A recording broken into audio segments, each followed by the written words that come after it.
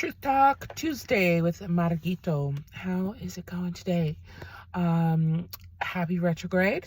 I hope it's all happy for you. And if you're going through some uh, processing of old layers, it's really typical that often during retrograde, especially the Geminis, any of the twin signs are going to experience retrogrades often a little bit more intense than others. And it does depending on your own star sign, your own makeup, which is unique and individual. When I do readings and clearing sessions, I never will ask your birthday because you're so unique that even though your birthday in your chart is, very relevant and can be extremely accurate and very helpful in certain situations, you are you and nobody else is you. That's the bottom line. So psychically, when I look into you, none of that matters. It doesn't matter when you came, when you're going. It matters who you are right now in this moment. So for those of us that are experiencing kind of like a repetitive habit or pattern coming back up, really just be gentle with yourself. You are not who you were before. You're not going back into the past to recreate all the shenanigans you did before. But if you've had a little glip or a glimpse of some old aspect of you, just really embrace it. I talked yesterday in my video about really enjoying the freedom and the truth of letting the decomposing be something that can be exhilarating and exciting for you instead of difficult and painful and hard and brutal. What's coming up in your awareness as far as like, okay, this is no longer working for me. Your inner dialogue and your inner narrative is what has to change fundamentally. So if you've been working on that for a long time, if you're really like doing the brain work and really doing the spiritual clearing and really doing the conscious awareness at this point in evolution, when you're about to kind of have that breakthrough, or if you've already had the breakthroughs and you're healing traumas or identifying new parts of self, accepting parts of self, there's a good chance that kind of like a lighter, you're going to just like flick a lighter and that spark is going to like burst the flame. And so if you've had and narcissism has been big, that like always for me, because a lot of women that I'm working with are actually overcoming abusive tendencies and have had maybe narcissistic parents, or have often been the healers or the let me fix you or let me find the most broken person in the world and like find this incredible attraction. So a lot of times what happens there is it's just an addictive aspect to the soul.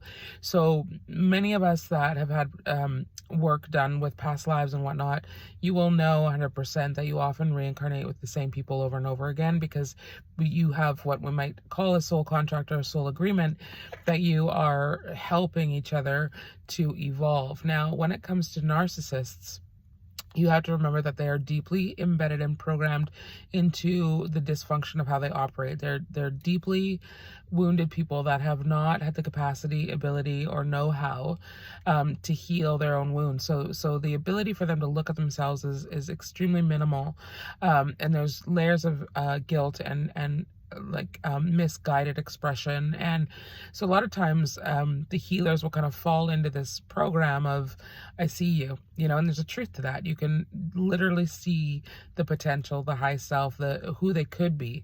Now, where does that become a curse to you is often we will fall in love or be attracted to the potential of who someone could be or is being on some level, but maybe not to you or not able to show up for you.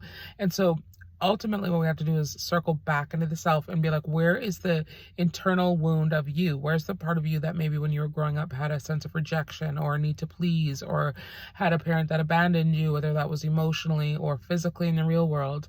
We don't want to blame our parents, because ultimately all of us are going to come in and pick the exact situation that we need to learn what we need to learn.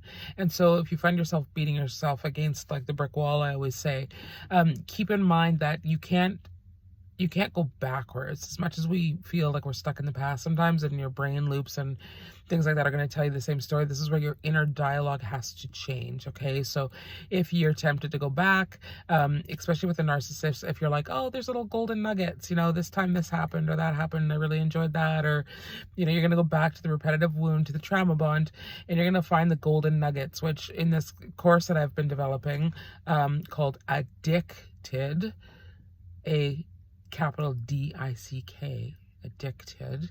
Are you addicted to non-fulfilling relationships?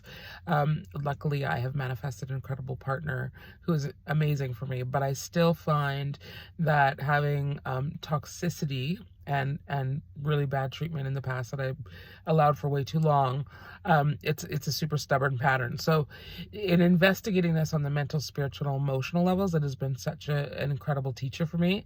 And so going back into this, yay you for coming into new levels, you will see that my post today was like, block him, no contact, you got this.